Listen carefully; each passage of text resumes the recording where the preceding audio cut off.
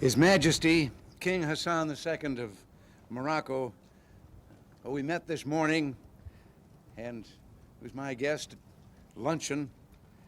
He's a firm friend of the United States. His working visit to Washington gives us an opportunity to build on 2 centuries of cordial diplomatic relations between our 2 countries. It's a real personal privilege and pleasure to have His Majesty as our guest. King Hassan is the leader of a great nation at the crossroads of 2 continents lying on NATO's southern flank at the entrance to the Mediterranean.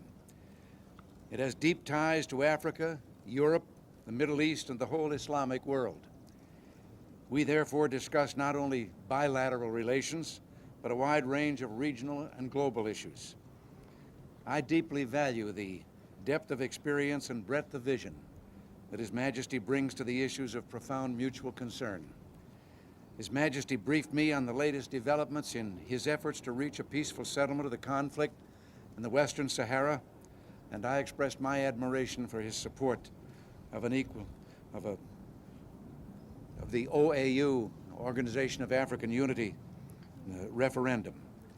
We discussed opportunities for continued progress in the Middle East and agreed to continue a strategic dialogue on security issues. We reviewed the progress that we've achieved in augmenting our bilateral relations.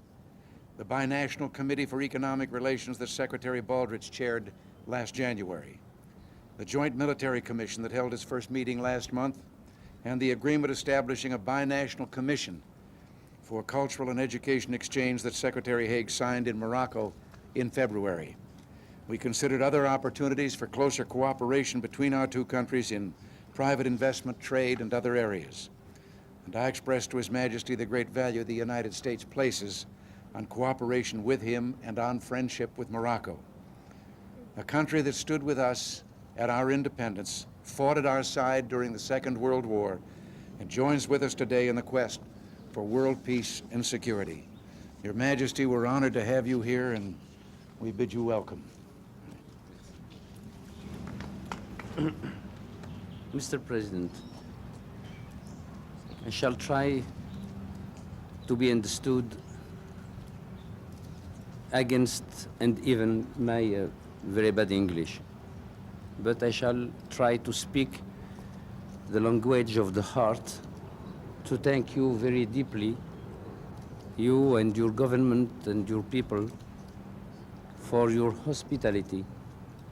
And I can assure you that from yesterday in the afternoon, still now, I really felt that I was between very strong and loyal friends.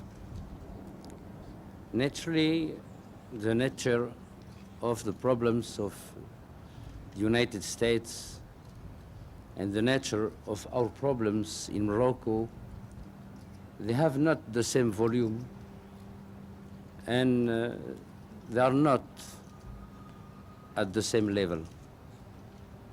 But the nature is the same.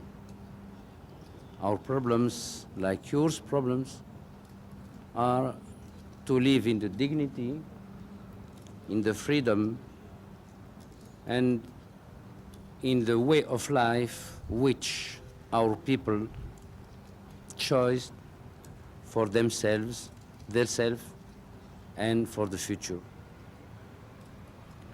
A big ocean is between United States and Morocco. But we must, each day, after each day, we must try to build a bridge of solidarity and understanding. We can, or you could sometime, you and I, have not the same analysis or the same position for one punctual situation in the world. That is the sign of your independence and our independence, and the sign of our free exercise of our sovereignty as you are free to exercise your sovereignty. But the important is to see and to know that always, as before, Moroccan people and American people are ready and will be ready always to fight for the same ideal and to mix their blood for the dignity of man and the freedom of the countries. Again, Mr. President, I thank you very warmly for your hospitality, and I wish for your country prosperity and glory, and for yourself health and success. Thank you.